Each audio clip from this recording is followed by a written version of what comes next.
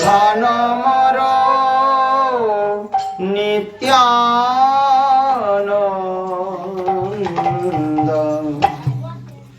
পতি মোর গৌরচন্দ্র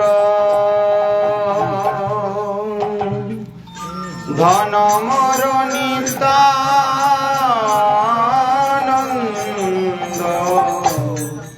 পতি মোর গৌরচন্দ্র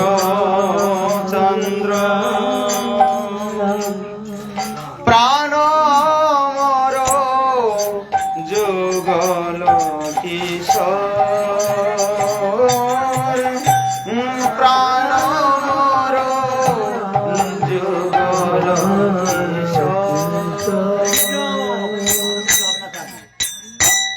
ঘন মোর নিত্যানন্দ পতি মোর গৌরচন্দ্র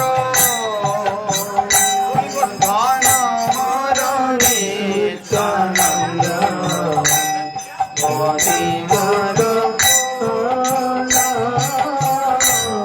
প্রাণ মোর যুগল কিশোর প্রাণ মোর যুগল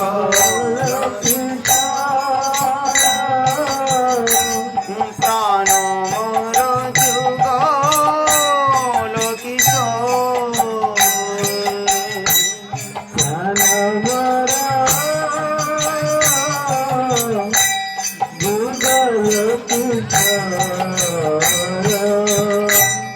অদ্বৈত আচার্য বল গদাধর মোর কুল অদ্বৈত আচার্য বল গদাধর মোর কুল নর হরি বেলা শৈব নর হরি শৈব বৈষ্ণবের পদধূলি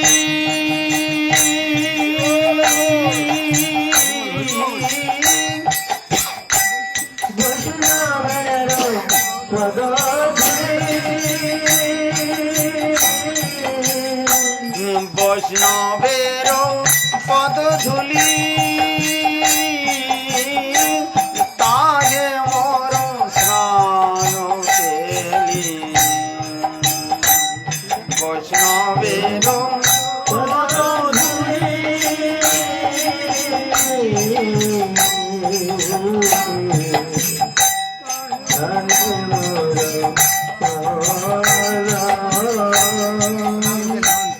তর্পণ মোর বৈষ্ণবের নাম তর্পণ মোর বৈষ্ণবের নাম বিচারক প্রিয় মনে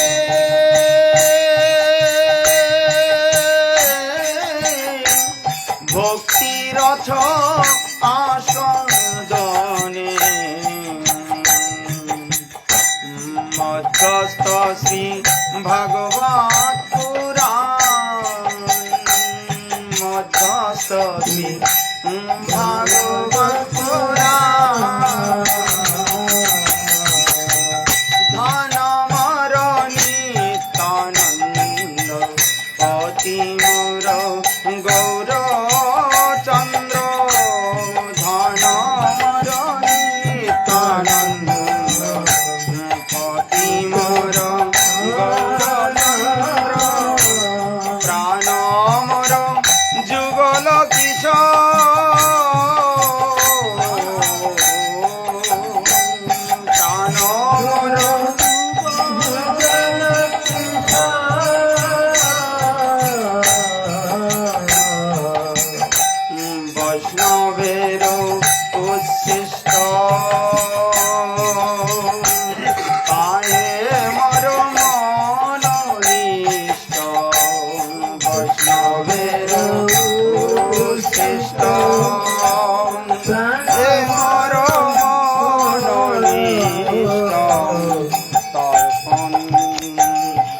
বৈষ্ণবের নামেতে উল্লাস, বৈষ্ণবের নামেতে উল্লাস,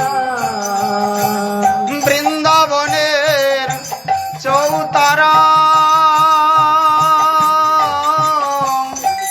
তাহে মোর মন ঘেরা,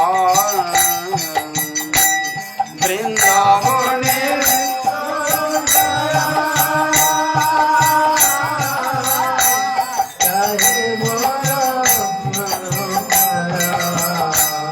কয়ে দিন নরোত্তম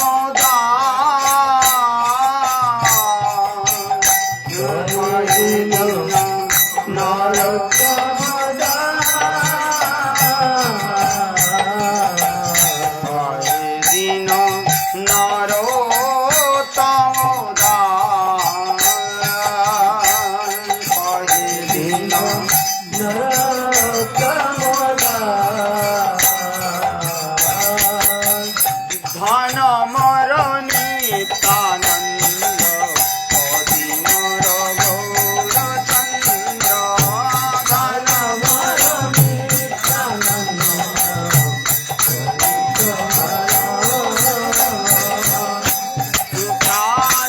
মর যুগল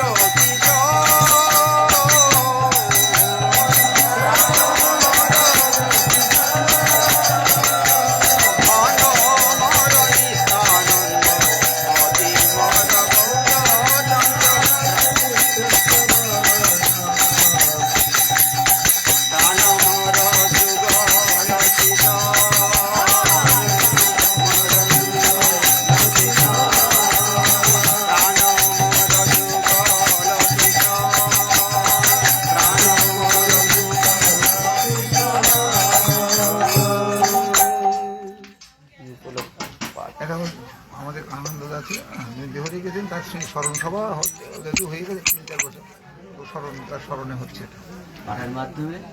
গুরবে গৌরচন্দ্রায় রাধিকা ওই তদালয়ে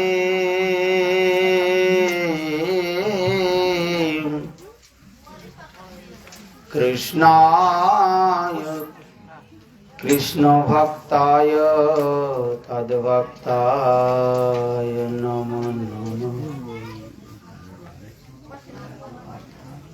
हे राधे हे ब्रज देवी के चललीते,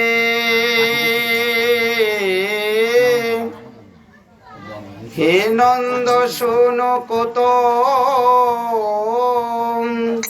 श्री गोवर्धन कल्प पाद कुतले कालिंदी बन्ये कुतो घोषन्ताविति सर्वत ब्रजपुरी खेदेर महाविहलो वंदे रूप सनातन रघुजुगो श्रीजीव गोपालको अदुदान स्त्रीनं दन्तेरिदं जासे पुनः पुनः श्रीमद्रूप पदं भज धूलि स्यात् जन्म जन्मनि।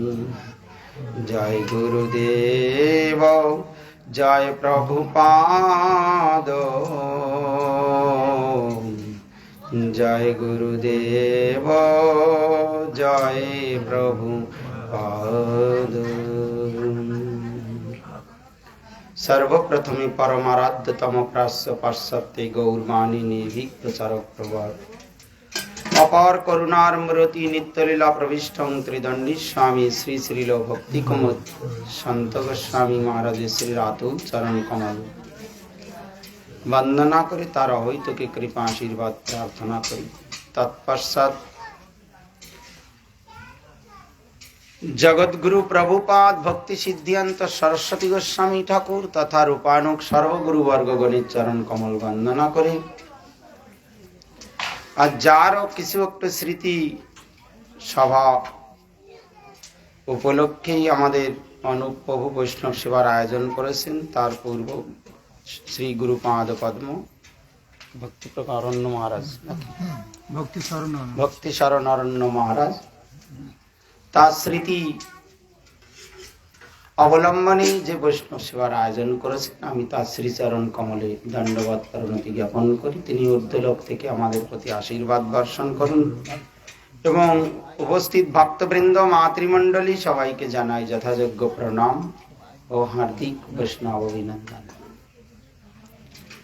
এতক্ষণ পর্যন্ত আমাদের শ্রীপাদ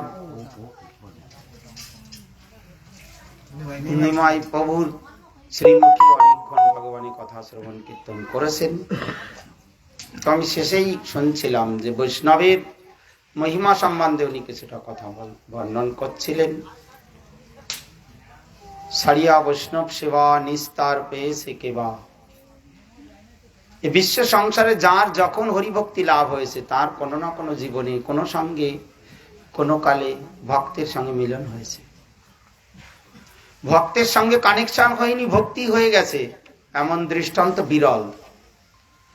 কখনো ভগবান সরাসরি কাউকে কৃপা করে ভক্তি দান করেন, কিন্তু পূর্বজন্মেও তার কোনো না কোনো দিন সাধুসঙ্গ না হলে তার সঙ্গে ভগবানের সাক্ষাৎকার হবে না। যদি কেউ মনে করেন যে না ভগবান সরাসরি আমাকে কৃপা করেছে, তো তার পাস্ট হিস্ট্রি কেস হিস্ট্রি যদি নেওয়া যায় তাহলে দেখা যাবে কোনো পূর্বজন্মেও কোনো না কোনো দিন তার সাধুসঙ্গ হয়েছিল।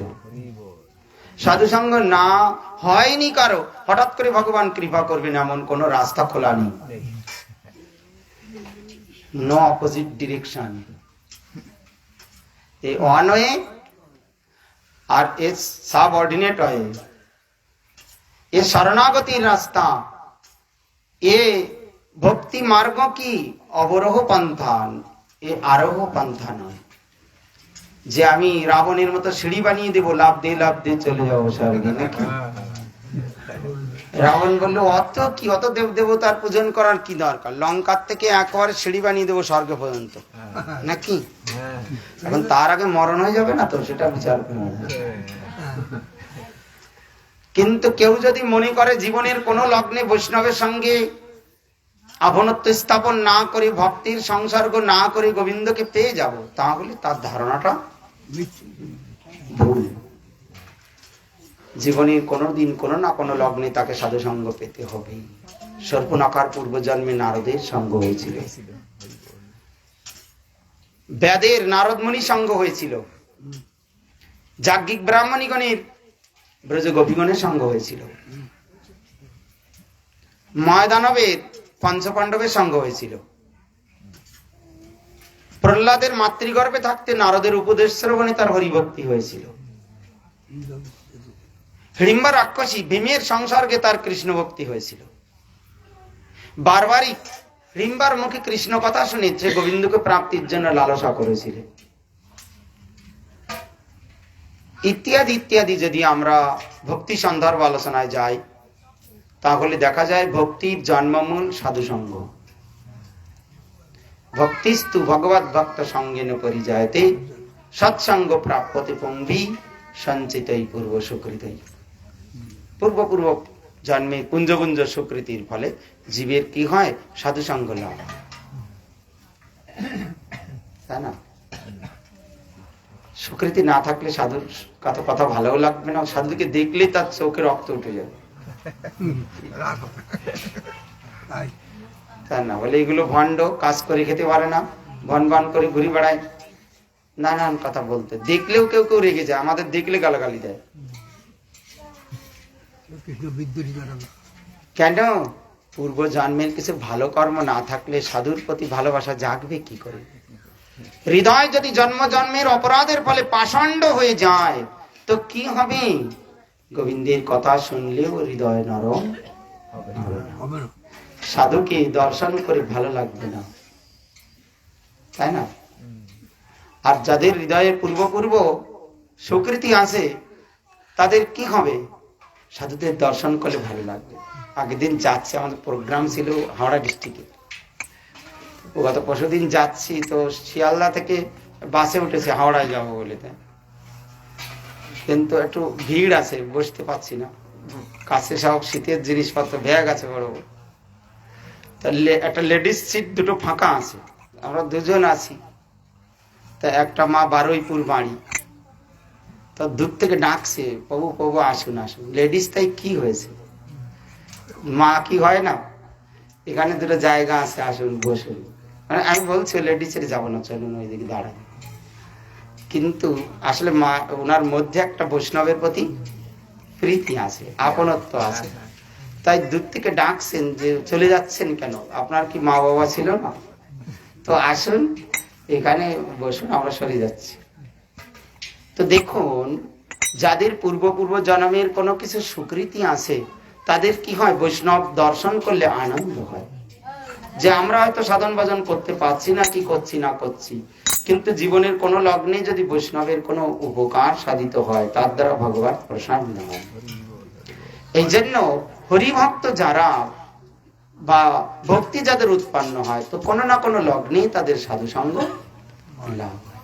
আর ভগবান নিজে ঘোষণা করেছেন যে অগ্নি প্রজ্বলিত করে আমাকে ঘৃতে আহুতি দিলেও আমি তা গ্রহণ কি করি বা না করি তার কোনো ঠিক নেই, কিন্তু কোনোদিন যদি উত্তম কোনো ভক্তকে এনে তাকে সেবা করে তার ভোজন করানো হয়, ভক্তের জিহ্বায় বসে আমি চর্ব শিষ্যলেও সব সময়। ভগবানের কথা, আমার কথা না। ভগবান ভাগবতের দুজনায় বলেছেন এই কথা, একাদশ স্কন্ধে। আবার বলেছেন যখন সনাতন সনন্দন সনত কুমার ভগবত দর্শনের জন্য বৈকুণ্ঠ ধামে যাত্রা করে সপ্তম দ্বারে বাধা পেলে অভিশাপ দিয়া হয়ে গিয়েছিল, সেই সময় ভগবান বলছেন যারা আমার ভক্তের প্রতি অবজ্ঞা প্রদর্শন করে এদের প্রতি আমি কোনোদিন করুণ হই না। সেই প্রসঙ্গে বলছেন যদি কেউ জীবনের কোন লগ্নে ভক্তকে সেবা দেয়, ভক্তের জিহ্বায় বসে আমি সবকিছু গ্রহণ করি, আলাদা করে আমার কোনো কিছু করার প্রয়োজন হয় না। গতকাল ছিল আমাদের নরোত্তম গৌর আবির্ভাব তিথি, মাঘী পূর্ণিমা। যিনি আমাদের গৌরীয় গগনে ভক্তি জগৎকে বহু সংকীর্তন আদির দ্বারা সমৃদ্ধ করেছেন। আমরা যে কীর্তনগুলো করি তার অধিকাংশ সেই নরোত্তম ঠাকুরের চরিত্র অবলম্বন করে। তার বিভিন্ন ভজন সংকীর্তন, শ্রী গুরু চরণ পদ্ম, তারপরে ধনমর নিত্যানন্দ যে গাইলাম নরোত্তম ঠাকুরের পদ, হরি হরি আর কবে এমন দিন হবে, এ ঘোর সংসার ত্যাজি পরম আনন্দে মজি, আর কবে বৃন্দাবনে যাব। বহু তার হৃদয় বিদারী সমস্ত সংকীর্তন রয়েছে। আচ্ছা, রাধা কৃষ্ণ প্রাণমোর যুগল কিশোর, জীবনে মরণে গতি আর নাহি মোর। উনি বৃন্দাবনে গিয়েছিলেন, মহাপ্রভু নির্দিষ্ট করে গেছিলেন, তার গুরুদেব হচ্ছে লোকনাথ গোস্বামী। এই জন্য জীব গোস্বামী পাদের কাছে পড়াশোনা করে তো ভাবলেন দীক্ষা গ্রহণ না করলে জীবের তো কল্যাণ সাধিত হয় না, তো আমি দীক্ষা গ্রহণ করতে চাই, কার কাছ থেকে দীক্ষা গ্রহণ করব?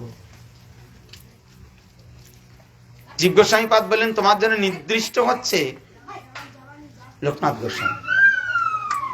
খদির বনি কিশোরী কুণ্ডীর কাটে যে তার চরণ তলে প্রণাম করে বললেন আমি আপনার শ্রীচরণ আশ্রয় করে রাধা গোবিন্দের সেবা করতে চাই। তো বলছেন আমি তাই তোমার করুণা লাভ, ভগবানের করুণা লাভ করতে পারলাম না, তোমাকে কি করুণা করব? কেন চৈতন্য মহাপ্রভুর কাছে উনি প্রথম এসেছিলেন নদী আধা। মহাপ্রভু তাকে বললেন আমার হৃদয় বৃন্দাবন, সুতরাং তোমরা দুজন বৃন্দাবনে চলে যাও। প্রথম বৃন্দাবনে পাঠান লোকনাথ গোস্বামী আর ভূগর্ভ গোস্বামীকে। কিন্তু হৃদয় বিদীর্ণ হয়ে যেত চৈতন্য মহাপ্রভুর দর্শনের জন্য। বৃন্দাবনে থাকলেও হৃদয় কাঁদত, কবে আমি দর্শন পাবো চৈতন্য মহাপ্রভু। মহাপ্রভু সন্ন্যাস নিয়ে চলে গেছেন, ব্যাকুল হয়ে কাঁদছেন। দক্ষিণ ভারত ঘুরে চলে এসেছেন, বৃন্দাবনে রওনা হয়েছেন, তো উনি ভগবান মহাপ্রভুকে দর্শনের জন্য ছুটে এসেছেন। ত্রিবেণী সঙ্গম প্রয়াগে যখন এসেছেন তো বলছেন মহাপ্রভু রাজপথ দিয়ে চলে গেছেন বৃন্দাবন, আর উনি এসেছেন বনপথ দিয়ে, দর্শন হলো না। উনি রাজপথ দিয়ে রওনা হয়ে গেলেন, মহাপ্রভু বৃন্দাবন ঘুরে বনপথ দিয়ে চলে আসলেন প্রয়াগে। তো আর মহাপ্রভুর সাথে দেখা, ব্যাকুল হয়ে বৃন্দাবন থেকে আবার রওনা হয়েছেন। হা গৌর হরি বলে কাঁদতে কাঁদতে মূর্ছিত হয়ে পড়েছিলেন। তখন মহাপ্রভু বলছেন, তুমি এত ব্যাকুল হচ্ছ কেন? আমি তো তোমাদেরকে বৃন্দাবনে আমার হৃদয়ের মধ্যেই স্থান দিয়েছি। আনে হৃদয় মন মোর মন বৃন্দাবন মনে মনে এক করি জানি, তাহা তোমার পদদয় করাও যদি উদয়, তবে তোমার পূর্ণ কৃপা। সুতরাং ব্যাকুল হওয়ার দরকার নেই, বৃন্দাবনে থাকো, সেখানে চির সর্বার্থ সিদ্ধি হবে। তো বৃন্দাবনে থেকে এই জন্য মনে ওনার দুঃখ ছিল যে চৈতন্য মহাপ্রভুর সঙ্গে সাক্ষাৎ আর দর্শনে জীবনে হলো না। তাই বলছেন, আমি গৌরাঙ্গের করুণা লাভ করতে পারলাম না, তোমাকে কি করে করুণা করব? কিন্তু উনি দেখলেন মহাপ্রভুর নির্দেশ আর জীব গোস্বামী পাদের আশীর্বাদ কে শিরোধার্য করে বৈষ্ণবের কৃপা পাওয়াটা সহজে কৃপা করতে চান না, কিন্তু বৈষ্ণব সেবার মাধ্যমে অনায়াসে বৈষ্ণবের করুণা লাভ করা যায়। সেবাটা একটা ধর্ম, সেবার মাধ্যমে অনেক কিছু সম্ভব হয়, তাই না? চৈতন্য মহাপ্রভু এই জন্য নিজে ছোটবেলায় কি করতেন? বহু দুষ্টুমি করতেন বালকদের সঙ্গে, কিন্তু বৈষ্ণব দেখলে বিনম্র হয়ে যেতেন। চৈতন্য ভাগবত পড়ে দেখবেন, এত দুষ্টুমি করেছেন, কারো ঘরে শিকল লাগিয়ে দিয়েছেন, কারো বাচ্চা ঘুমিয়ে আছে চিমটি কেটে দিয়েছেন, তারপরে গঙ্গার জলে যে কাঁধে যে লুটে পড়ে, এই ময়ূরে মহেশ বলি গঙ্গায় দেয় ঝাঁপ। আবার যারা যুবতী মেয়েরা গঙ্গা ঘাটে যে শিবের জন্য পূজা সামগ্রী নিয়ে যেত, মহাপ্রভু বলছেন, এই কারে পুজিস? আমার পুজো, তোর সর্বার্থ সিদ্ধি হবে বলে সেই শিব পূজার জিনিসগুলো সব খেয়ে নিতেন। আর তারপরে যদি কেউ না দিয়ে পালিয়ে যেত, তা বলছে, আমি জানি শিব পূজা কেন করছিস, যা আমি বলে দিলাম তোর বুড়ো স্বামী হবে আর 4টে সতীন হবে।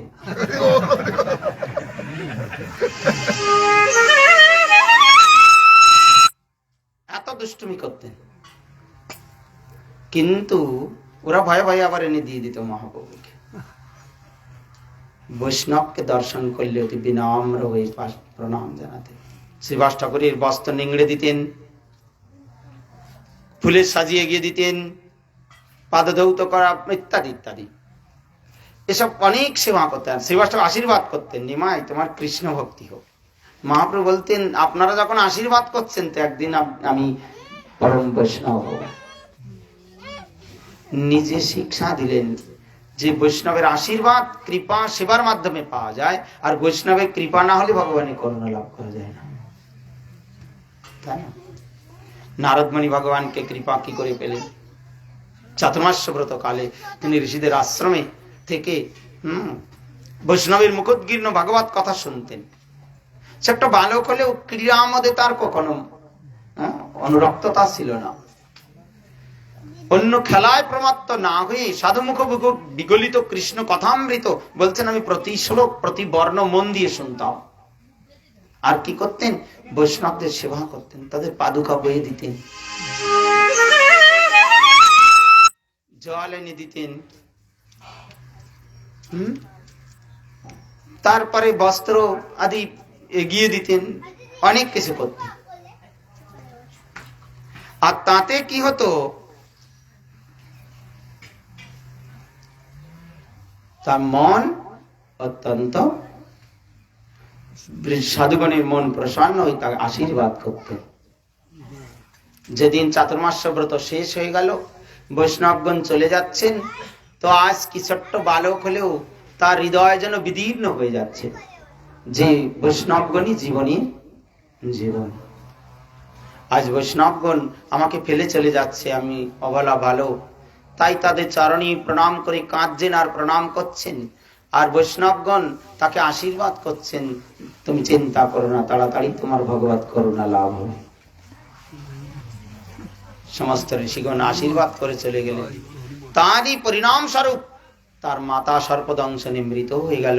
তিনি সব ত্যাগ করে উত্তর দিকে রওনা হয়ে বহু প্রান্তর মাঠ খরবট উপবন বনানী নদী পার হয়ে এক মনোরম সরোবরের তটে অশ্বত্থ বৃক্ষ মূলে ভগবান শ্রী গোবিন্দের চরণ কমল চিন্তা করতে করতে তন্ময় হয়ে ভগবানের ধ্যানে প্রমত্ত হয়ে গেলেন।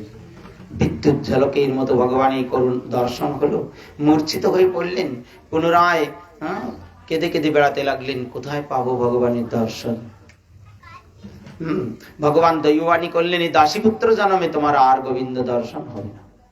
অপেক্ষা করতে লাগলেন। গায়ন্ত বিলজ্জ বিচারে দশঙ্গ, তিনি কৃষ্ণ নাম কীর্তন করতে করতে লজ্জা ত্যাগ করে বিচারণ করতে লাগলেন যে কবে পাবো গোবিন্দ দর্শন।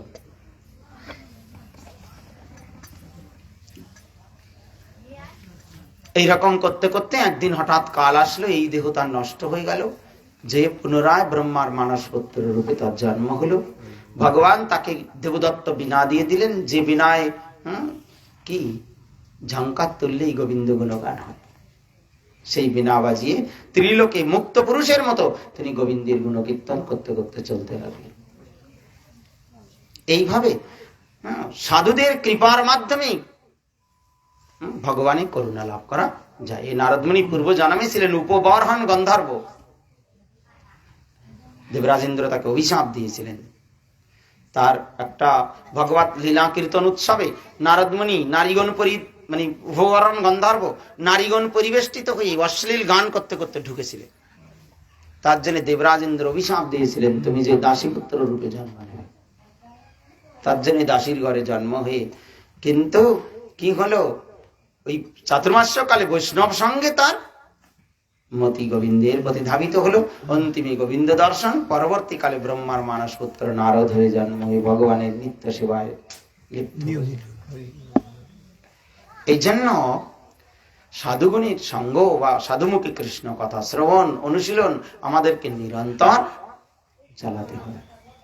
হরিভজন হরিগুণ কীর্তনে মনোনিবেশ না করলে এ চিত্ত এ বৃত্তি কখনো স্থির হয় না। সাধু সেবা না করলে মন স্থির হয়? আমি বড় বৈষ্ণব হয়ে গেছি বললেই হয়ে যাবে নাকি? তিলক লাগালেই কি বৈষ্ণবের গুণ এসে পড়বে নাকি?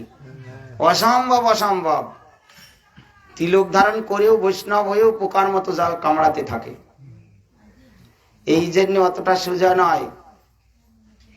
প্রতিষ্ঠা সদৃষ্টা সপাশ্রমণি মেরিদি নটেত কথং সাধু প্রেমা স্পৃশতি সুশিরে তন্নন মনু সদতং সেবস্য প্রবুদয়িত সমান্তমতুলম যততং নিষ্কাশ্য তরিতমিয়তং বেশয়তি সা।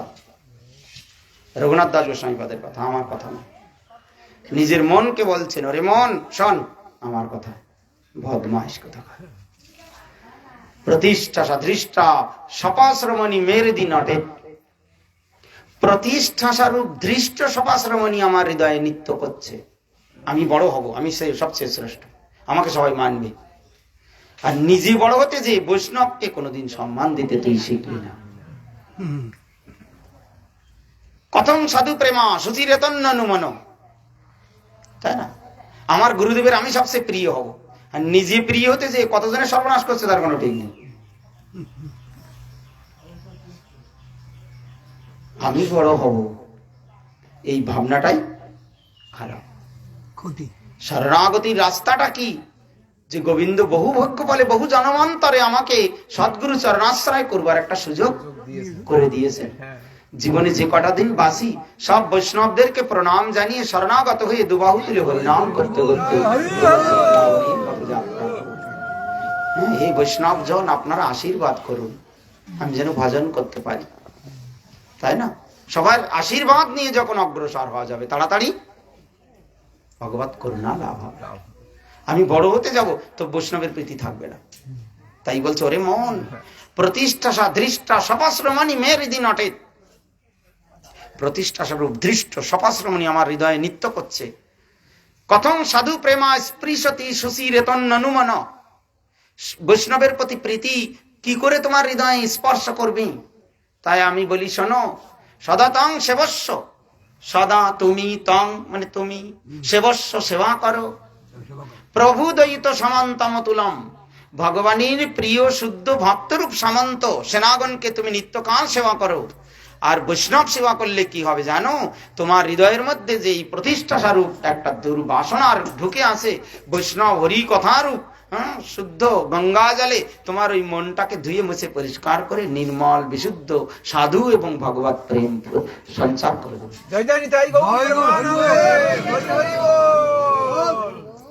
দুঃসঙ্গম উচ্ছৃজ্য সৎসু সজ্জিত বুদ্ধিমান সন্তে বাস্য সিন্দন্তি মনোব্যাসঙ্গ মুক্তি। প্রভুপাদের কথা ভাগবতের থেকে তুলে বারবার বলেছেন প্রভুপাদ।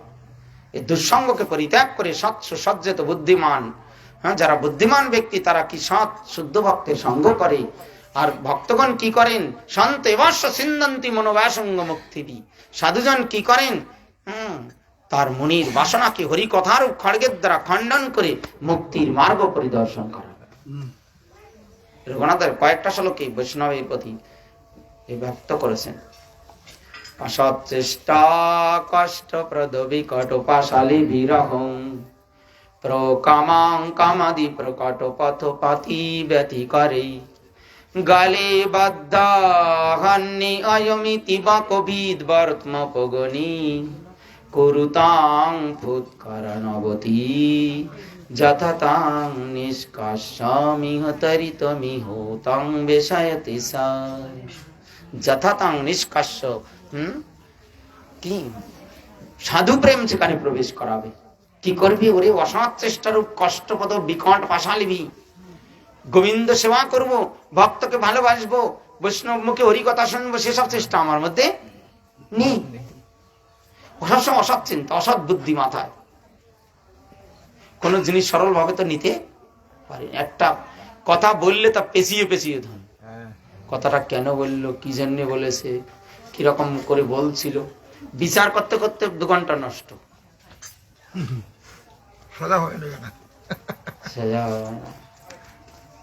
ক্যান্ডিডনেস বলে কোন জিনিস হৃদয়ে আসেনি। ভজন সাধন কি আকাশ থেকে উড়িয়ে আসবে নাকি?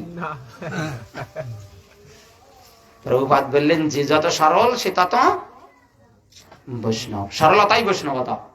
হরি ভজন করলে প্রথম তার গুণ হয় চেতু দর্পণ মার্জনম, মন পরিষ্কার হয়ে যায়, সরল ভাবে জীবন যাপন করে। সরলতা বৈষ্ণবতা। এই জন্য সাধন রঘুনাথ দাস গোস্বামী পাদ বলছে অসৎ চেষ্টারূপ কষ্টপ্রদ। অসৎ চেষ্টা করলে সে কোন শান্তি পায়?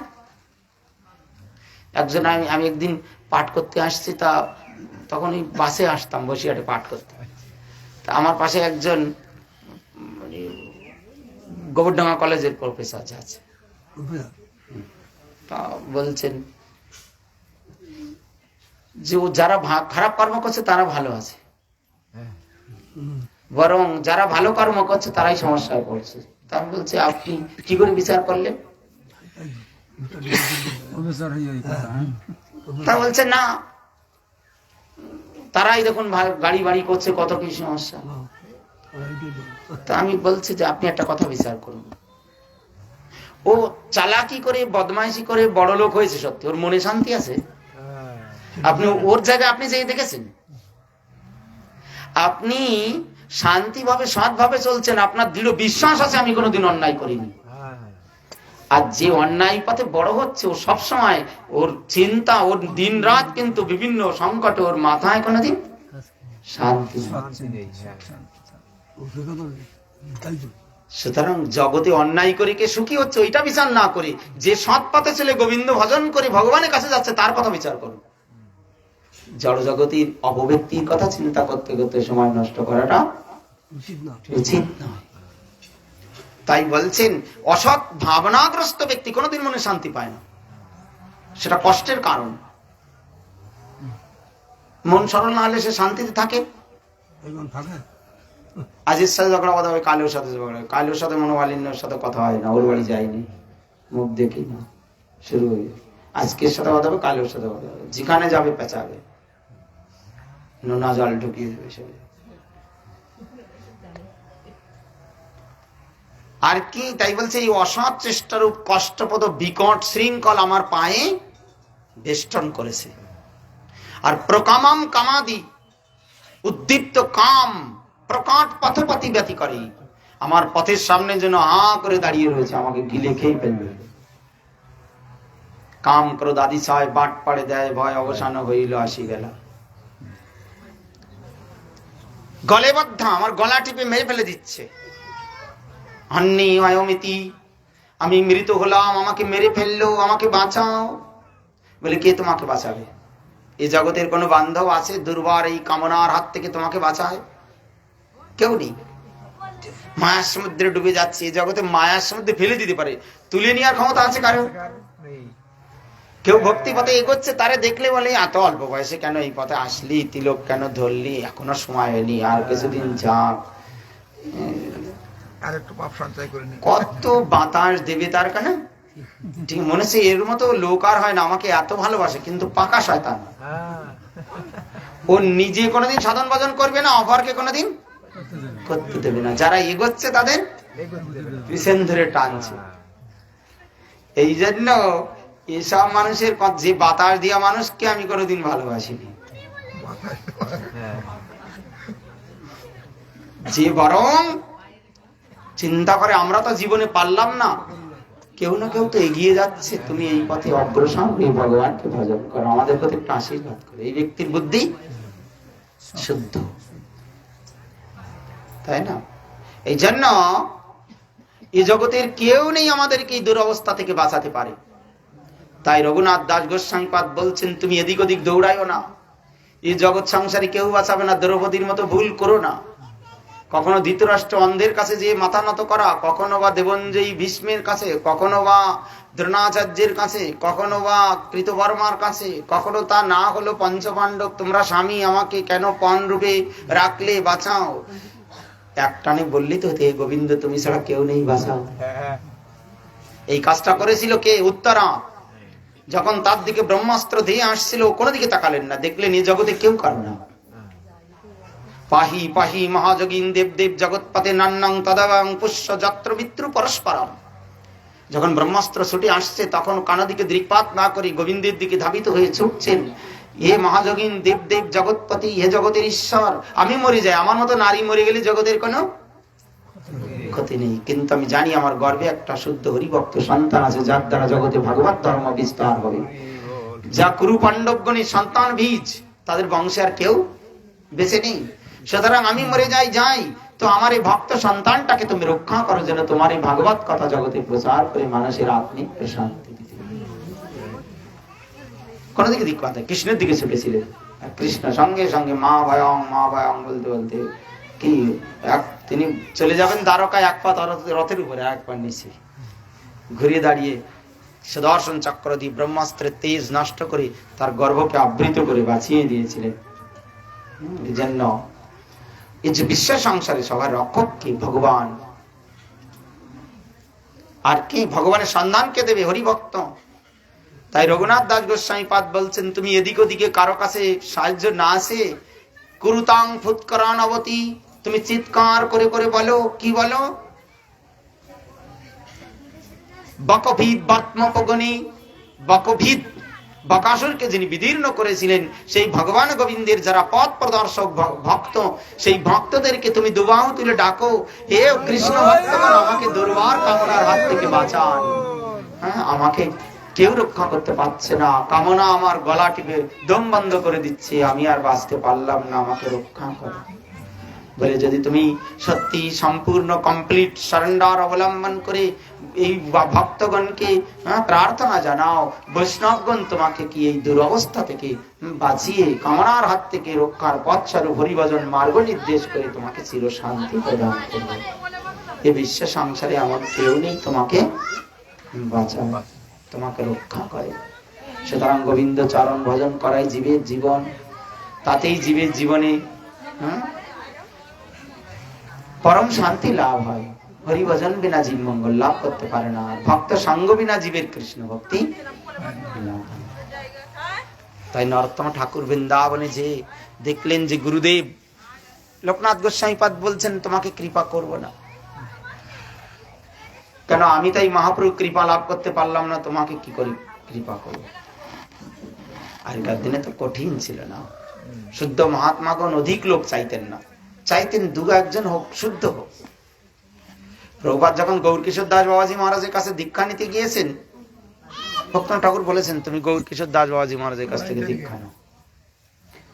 তো প্রথম দিন গিয়েছেন, তা বলছে আমি তোমাকে কৃপা করতে পারি কিনা আগে গৌর সুন্দরের কাছে জিজ্ঞাসা করবো।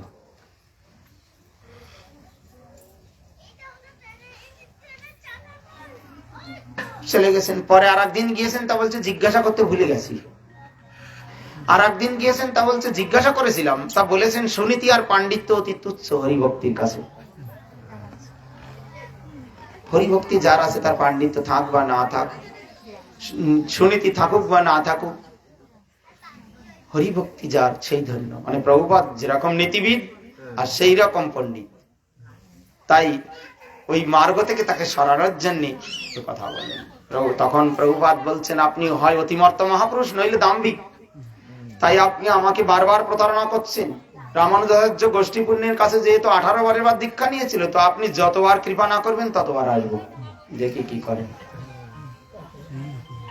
তখন দেখলেন সত্যি তার দ্বারা ভজন সম্ভব, তাই সুরভি কুঞ্জে নিয়ে যে গদ্রুম দিকে তাকে দীক্ষা দিয়ে, কোনোদিন পায়ের ধুলো নিতে দিতেন না কাউকে। কেউ প্রণাম করে যদি পায়ে হাত ধরে তুই মরবি, দূর হ, নানান কথাবার্তা বলতেন। কিন্তু নিজে নিজে চরণধুলি নিয়ে প্রভুপাদের মাথায় দিয়ে বলেছিলেন, তুমি জগতের বুকে সর্বস্বামী শুদ্ধ ভক্তি সিদ্ধান্ত প্রচার করো। তাই না? আগে পরীক্ষা না নিয়ে কোনো কিছু হয়? চিত্ত স্থির যাদের নেই তাদের সাধন কি করে হবে? তাই না? লোকনাথ গোস্বামী পাদ বলছেন, তোমাকে আমি কৃপা করতে পারবো না। তখন নরোত্তম ঠাকুর পন্থা অবলম্বন করলেন যে সেবার মাধ্যমে কোনো না কোনো দিন তার কৃপা আমি নেব। মহাপ্রভু যখন বলেছেন আমার গুরুদেব উনি, তাহলে কোনো না কোনো দিন উনি কৃপা করবেন, কিন্তু কিভাবে নিতে হবে সেটা আমাকে চেষ্টা করতে। তার জন্য তিনি 1 বৎসর কাল উনি রাত্রে যেখানে মলমূত্র ত্যাগ করে আসতেন সেই জায়গাটা পরিষ্কার করে দিতেন। ভোর বেলায় যে পরিষ্কার করে সারা ঝাড় দিয়ে গুরুদেবের গুণকীর্তন করতে করতে কাঁদতেন। উনি দেখছেন কে কাজ করে, আমি দেখব। তাই একদিন গাছের আড়ালে লুকিয়ে রয়েছেন আর দেখছেন যে কেউ এসে পরিষ্কার করছে, বলছে কে তুমি? এতদিন গুরুদেবের বাক্য, মুখের পরে কথা বলার তো কেন সাহস নেই। এতদিন পরে গুরুদেবের মুখে নিঃসৃত বাণী শুনে কাঁদতে কাঁদতে চরণে লুটিয়ে পড়ে বলছেন, আমি নরের অধম নরাধম। তখন তাকে তুলে বললেন, তুমি নরাধম নাও, তুমি নরোত্তম। কেন গুরু কৃপা প্রাপ্তির জন্য তোমার যে ঐকান্তিক প্রচেষ্টা এই জগতে খুব কম মানুষের দেখা যায়। তাই চলো তোমাকে আমি কৃপা করব। তখন তাকে কৃষ্ণ মন্ত্রে দীক্ষিত করে বললেন, বৃন্দাবন নিষ্কিঞ্চনে কিশোরী কুঞ্জের তটে বসে মানসে তিনি সেবা করেন। তার জীবনে অনেক কথা আছে। তিনি মানসে হরিনাম করতে, বৃন্দাবনে কি কোথায় কার বাড়ি মাধুকরী করবেন, কি ব্যাপার, সেবা পূজার কি হবে, তো মানসে সেবা করছেন। সেই মানসে পরমান্ন রান্না করতে যে উত্তপ্ত দুগ্ধ আবর্তন পড়ে যাচ্ছে, তো তুমি নামাতে যে হাত পড়ে গেছে। রাজারানী খুব খুশি, তুমি তো খুব স্থির চিত্তে মানসে সেবা করতে পারো, সুতরাং তোমার কাজ প্রতিদিন রাধাকুণ্ড তটবনে মধ্যাহ্ন কালে চম্পকলতা সখীর নির্দেশে মঞ্জুলালী তোমার গুরুদেবের কৃপাধন্য হয়ে ভানুমতি মঞ্জুর রূপে দুগ্ধ আবর্তন করে ক্ষীর প্রস্তুত করা তোমার কাজ। সেবা সব মানুষে হবে, সব মানুষে। মানস সেবার একটা দৃষ্টান্ত আছে পদ্মপুরাণে। ব্রাহ্মণ সেই বৈষ্ণব সবাই গিয়েছেন, সেখানে আলোচনা চলছে যে মানসে ভগবানকে সেবা করা যায়। শুনে এসে বাড়িতে এসে কি করছেন, মানসে মানসে পরমান্ন রান্না করছে। তা বলছে ভগবানকে ভোগ লাগাবো, কিন্তু গরম গরম কিনা আগে দেখে নেই না। আঙুলটা ডুবিয়ে দিয়েছেন তো অঙ্গুলি পুড়ে গেছে। আঙুল যখন পুড়ে গেছে তখন কি বলছে, কাঁদছেন বসে বসে, এ কি করলাম, পরমান্ন গরম কিনা দেখতে যে আমার অঙ্গুলি ঝলসে গেল, তো এই দ্রব্য তো আর ভগবানকে ভোগ লাগানো যাবে না। তা কাঁদছেন বসে বসে। আর নারায়ণ বৈকুণ্ঠে বসে হাসছেন। লক্ষ্মীদেবী বলছে, হাসলেন কেন? বলে কিছু না। বলছে না, বিনা কারণে যাদের কাণ্ড জ্ঞান নেই তারা খলখল করে যখন তখন হাসে। কোন পরিস্থিতি নেই, একটু হেসে দিল নাকি। কিন্তু মহজ্জন যদি কোনোদিন হাস্য করে তার পশ্চাতে কোনো না কোনো কারণ থাকে।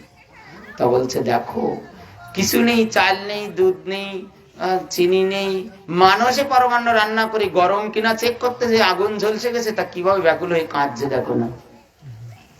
তখন বলছে এমন ভক্তকে ধরণী তলে রাখার কি দরকার, চলুন আমরা দুজনে যে গরুর বৃষ্টি করি তাকে তুলে বৈকুণ্ঠে নিয়ে চলে আসি। লক্ষ্মী দেবী আর নারায়ণ সরাসরি ধরণীর বুকে নেমে বলছে, তোমার মতো ভক্তকে আর এই জগতে থাকতে হবে না, চলো। তাকে সরাসরি তুলে নিয়ে বৈকুণ্ঠ ধামে নিয়ে চলে গেলেন, ওই দেহেতে। মানস সেবা। তাইতে তো অঙ্গুলি পুড়ে গেছে, আর বস্ত্র দ্বারা সেটা মুড়িয়ে নিয়ে গুরুদেবের কাছে যাচ্ছেন, আর লোকনাথ গোস্বামী পাদ বলছেন, আমি জানি কি হয়েছে, কিছু বলতে হবে না, তোমার যা যা হচ্ছিল এবং রাধারানী তোমাকে কি কৃপা করেছে সব আমি এখানে বসে দেখেছি। এমন গুরু শিষ্যের আপনত্ব।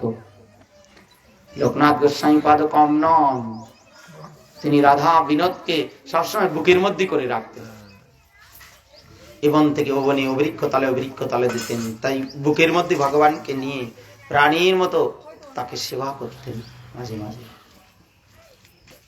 সেই নরোত্তম ঠাকুর একদিন তিনি হরিনাম করছিলেন, আর সেই সময় এক ব্রজবাসী তার কাছে জল চাইছিলেন, আমাকে একটু জল দিন না, আর উনি মালাটা রেখে তাকে জল দিয়েছিলেন।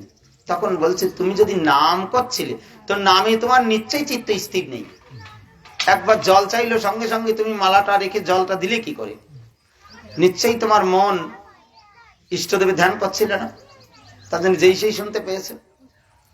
তো তুমি যেহেতু জপমালা রেখে ব্রজবাসীর সেবা করলে, তো তোমার এখনো জীব উদ্ধার করবার প্রবৃত্তি আছে, জীবের প্রতি করুণা গুণ তোমার রয়েছে, তুমি বাড়ি চলে যাও, যে প্রচার করো আর সংসার করো, যাও বৃন্দাবনে তোমার থাকতে হবে। এই জন্য ওনার হৃদয়ে দুঃখ,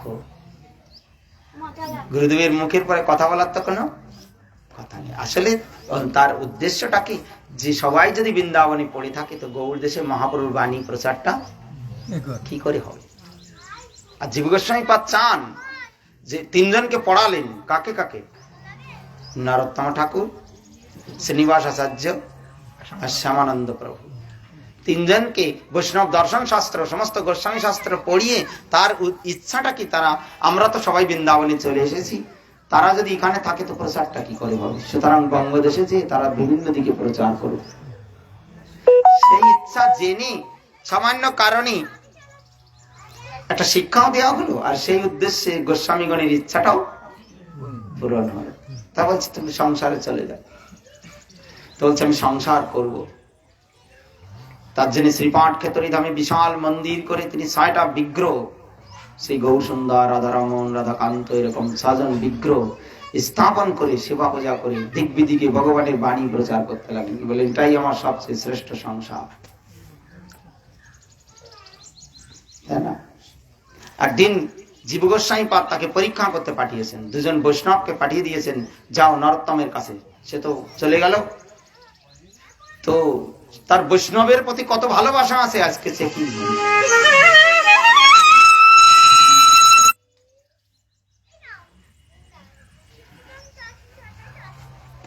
চলে গিয়েছে। যে বলবে যে মুহূর্তে তোমরা যে উপস্থিত হবে সেই মুহূর্তে বলবে আমরা ক্ষুধার্ত বৃন্দাবন থেকে এসেছি, জীব গোস্বামী পাদ আমাদের পাঠিয়েছেন কিছু খেতে দিন। কিন্তু এমন একটা মুহূর্তে এসে উপস্থিত হয়েছেন যে মুহূর্তে উনি ভোগ সাজিয়ে ভোগের থালাটা নিয়ে মন্দিরে যাচ্ছেন, আর হরিবোল হরিধ্বনি দিতে দিতে ঢুকে পড়েছেন, ঢুকে বলছেন পূজ্যপাদ জীব গোস্বামী পাদ আমাদেরকে পাঠিয়েছেন, তো আমরা খুব ক্ষুধার্ত, আমাদেরকে এখনই কিছু সেবা দিতে হবে। তা বলছে দেখুন ভালো মুহূর্তে আপনারা এসেছেন, ঠাকুরের ভোগ রাগের সময় হয়েছে, মন্দিরে নিয়ে যাচ্ছি, তো ভোগটা হয়ে গেলে আপনাদের সেবা দেবে, একটু কৃপা করে অপেক্ষা করুন। তা বলছেন আপনি যদি এই বলেন তো আমাদের পক্ষে সম্ভব না, আপনি ভোগ লাগান, আমরা চলে যাচ্ছি। মনে মনে চিন্তা করছেন কি করব, ভোগ নিয়ে যাচ্ছি, ভগবানকে ভোগ না দিয়ে ওনাদের আগে দেব, আবার ভগবানকে সেবা করতে যে বৈষ্ণব রুষ্ট হয়ে চলে যাও, সেটাও বা কি করে হয়। তাই মনে মনে বিচার করে দেখছেন যে ভগবান তো নিজেই বলেছেন ভক্তের জিহ্বায় বসে আমি ভোজন করি, সাধব হৃদয়ং ময়্যং সাধুনং হৃদয়ং তো অহং মদন্নাত্তে না জানন্তি না হং তেব্য মানাগতি। সাধুগণের হৃদয়ের আমি, আর আমার হৃদয় সাধুগণ, সাধুগণ আমাকে ছাড়া জানে না, আমিও সাধুগণকে ছাড়া জানি না। আচার্যং মাং বিজানিয়াত নবমন্যত কারহি চিত নামার্থ বুদ্ধাশিয়েত সর্বদেবময় গুরু ভক্ত পূজাব্যধিকা। কি বলছেন না তথা আমি প্রিয়তম আত্মজনী না শঙ্কর, কত সব ভাগবতের বিভিন্ন শ্লোকে বর্ণন করলেন। ব্রহ্মা আমার অত প্রিয় না, শিব আমার অত প্রিয় না, কি লক্ষ্মী সে তো আমার বক্ষ নিবাসী, সেও আমার অত প্রিয় না, আমিও আমার অত প্রিয় না, কিন্তু ভক্ত উদ্ধব তুমি যেমন আমার প্রিয়। ভগবান বলছে আমিও আমার অত প্রিয় না, কিন্তু ভক্ত আমার অত্যন্ত প্রিয়। সমস্ত তত্ত্ব বিচার করে দেখলেন আগে বৈষ্ণব সেবা তো দেই, তারপরে দেখছি কি করা যায়। সেই থালা ফিরিয়ে এনে বৈষ্ণবদেরকে সেবা দিয়ে তারপরে পুনরায় রান্না করে মন্দিরে নিয়ে গেলে ভগবান বলছেন, নরোত্তম এখনো কি তোমার বৈষ্ণবে বিশ্বাস হয়নি? তুমি পুনরায় রান্না করে আমার মন্দিরে কেন ভোগ লাগাতে এসেছো? যখন তুমি ওই বৈষ্ণবদেরকে সেবা দিয়েছিলে তাদের জিহ্বায় অধিষ্ঠান করে তোমার সব দ্রব্য আমি ভোজন করে নিয়েছি, আমাকে আলাদা করে এমন বৈষ্ণব সেবার মহিমাকে জ্ঞাপন করেছেন আমার গোস্বামীগণ। বিভিন্ন পরিস্থিতির মধ্যে দিয়ে বৈষ্ণব সেবার একটা বিশেষ মহিমাকে জ্ঞাপন করেছেন। ভক্ত সঙ্গে ভক্তির সেবা করলে তাদের আশীর্বাদ হলে কি না। ভক্তনাথ ঠাকুর এই জন্য বলছেন, বৈষ্ণবেরও আবেদনে কৃষ্ণ দয়াময়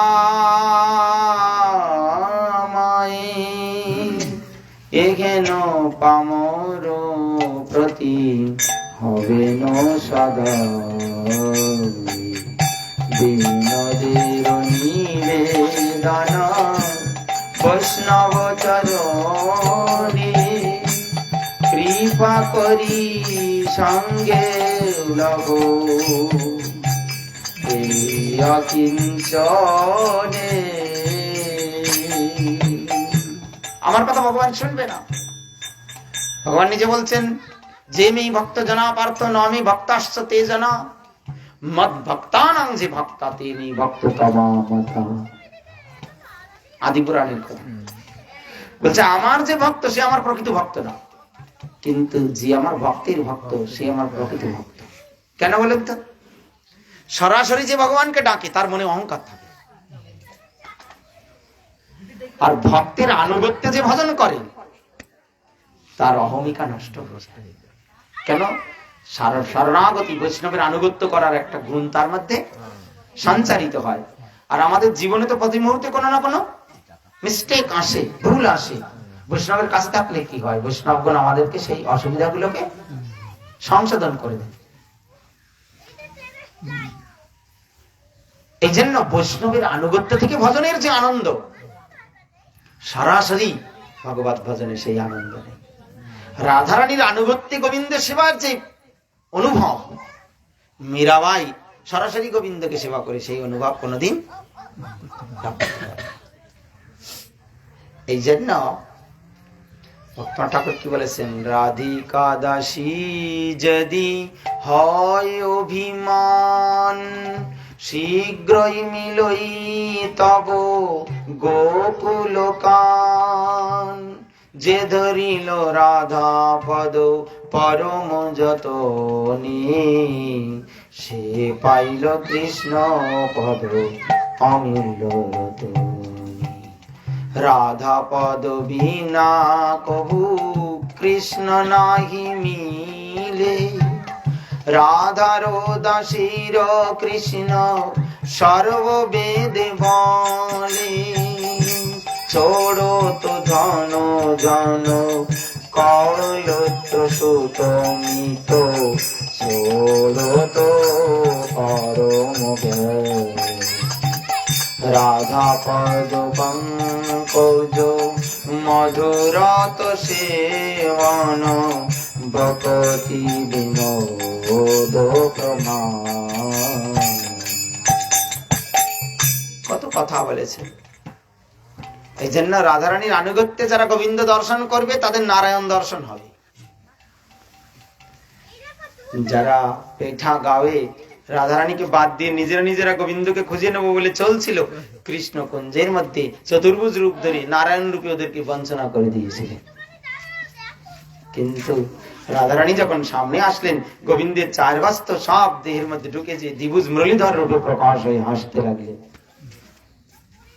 এই জন্য যারা আমার প্রভুপাদ ভক্তি সিদ্ধান্ত সরস্বতী ঠাকুর আমার গুরুবর্গের আদেশ নির্দেশ মেনে চলবে, তারা কোনো না কোনো দিন, প্রভুপাদ বলেন এসব কথা শুনে রাখা ভালো, কোনোদিন না কোনোদিন, কোনো কালে না কোনো কালে, কোনো জন্মে না কোনো জন্মে এর ফল লাভ হবে হবে হবে। যদি গুরু বৈষ্ণবের আনুগত্য মেনে আমার প্রভুপাদের ধারায় স্নাত হয়ে দৃঢ়ভাবে ভজন করে চলে, একদিন না একদিন তাদের ভগবত সাক্ষাৎকার লাভ হবে হবে। আর যদি গুরু বৈষ্ণবকে অবজ্ঞা করি এই জগৎ সংসারে চলে, তাহলে কি হবে? কি হবে তা বলা যায় না। বহু জন্মের অপেক্ষা করতে হবে। তারা রসহীন, নির্বোধ। যারা গুরু বৈষ্ণবের আনুগত্য করতে শিখলো না, তারা ভক্তি রসে কোনোদিন ডুবতে পারবে না। পারবে? সম্ভব না। এই জন্য বৈষ্ণব সেবন, জীবেদয়া নামে রুচি, বৈষ্ণব সেবন ইহা হইতে ধর্ম আর নাই সনাতন। সনাতন গোস্বামী পাদকে কুলিন গ্রামবাসীদের প্রতি মহাপ্রভু নির্দেশ করলেন, কর বৈষ্ণব সেবার নাম সংকীর্তন, এই দুই হইতে পাবে গোবিন্দ চরণ। অত বেশি মাথায় লোড নেওয়ার দরকার নেই। দুটো কাজ করো, বৈষ্ণব সেবা করো, বৈষ্ণবের প্রতি ভালোবাসা রাখো, আর আদরের সঙ্গে হরিনাম সংকীর্তন করো। এই মার্গ ধরেই আমাদেরকে এগোতে হবে ভক্তি পথ অবলম্বনী। তো আমাদের আনন্দ প্রভু তার আজকে স্মৃতি উৎসব চারণ হচ্ছে। আমি আসতাম মাঝে মাঝে, তো দেখুন যার যখন এই জগৎ থেকে চলে যেতে হয়, সেদিন তাকে কোনো না কোনো ভাবে, কোনো না কোনো ছলনায় জগৎ থেকে তারা চলে যেতে হয়। আর তাছাড়া আমাদের অরণ্য মহারাজ, তিনি বহুকাল যাবৎ 100 বছর সেঞ্চুরি করে চলে গেলেন। বহু মানুষের মধ্যে তিনি চাইতেন, অনেকে হয়তো আমিষাদি খায় তবুও জপমালা দিয়ে দিতেন, চেষ্টা করতেন এরা ধীরে ধীরে এগো ভগবানের পথে। তো তার ইচ্ছাতে বহু মানুষ একাদশী করেছেন বা করতেন, ভগবানের পথে এগোনের প্রচেষ্টা লাভ করেছেন। তো তারও স্মৃতি উৎসব, বৈষ্ণবের স্মরণ কীর্তন স্মরণ মনন করলে জীবের বিঘ্ন নষ্ট হয়, হরিভজনের বাধা নষ্ট হয়ে যায়। এই জন্য বৈষ্ণবের দোষ দর্শন মহাজনগণ কোনদিন করেননি। কেন? জহৌ সহৌ নমস্তে। ভগবান যাকে যে গুণ দিয়েছেন তিনি সেইভাবে চলছেন, কিন্তু আমাকে সবার আশীর্বাদ নিয়ে ভগবানের পথে অগ্রসর হতে হবে। যদি কারো আদর্শ, কারো ভাবনা আমার মনে না লাগে, তো আমি কি করব? তাদের চরণে প্রণাম করে ভক্তি মার্গে এগিয়ে চলবো, যে আশীর্বাদ করুন আমি যেন ভগবানের পথে এগিয়ে যেতে পারি। প্রভুপাদ বললেন হরিভজনে কি সরলতা আর পরপ্রশংসা হরিভজনের সহায়ক। অপরের দোষ দর্শন করলে কি হবে জানেন? মনটা কলুষিত হয়ে যাবে। সাধারণ কারো প্রতি আপনার একটা ঘৃণা জাগলেও লোকটা খারাপ, ওকে দেখলেই কিন্তু আপনার মনের ভিতরে নানান চিন্তা জাগরণ হয়ে যাবে, হবে না? হ্যাঁ, লোকটা ইচ্ছা করে মুখটা ঘুরে নিল, তারপরে ওই খারাপ কত কথা আপনার মনের ভিতরে, আপনি মুখে কিছু বলছেন না, কিন্তু আপনার মনের ভিতরে কিন্তু বহু চিন্তা হয়ে যাচ্ছে। এই লোকটা খারাপ, উনি ওনার মতো যাচ্ছে, কিন্তু মরছেন কে?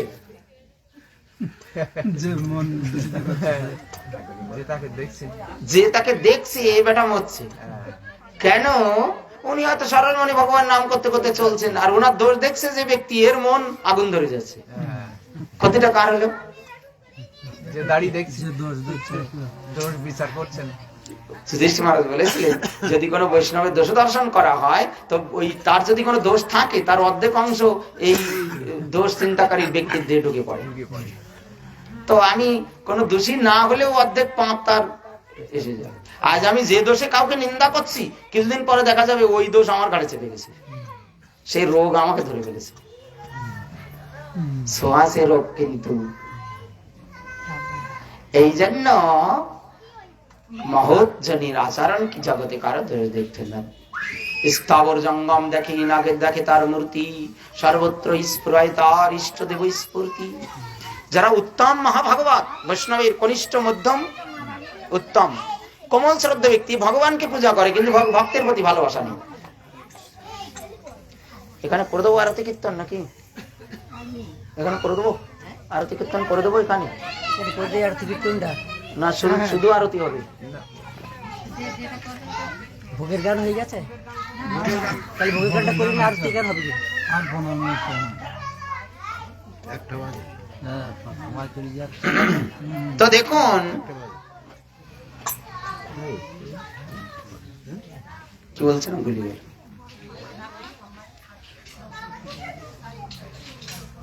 দোষ হুম।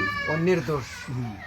তো এই যে অপর ব্যক্তির দোষ দর্শন যুধিষ্ঠির মহারাজ এসব বলেছেন, কারো প্রতি দোষ দর্শন ভাবনাটা মহোজ্জন করেন না। কনিষ্ঠ বৈষ্ণব যারা, এরা শুধু ভগবানকে সেবা করে, কিন্তু বৈষ্ণবের প্রতি সমাদর না।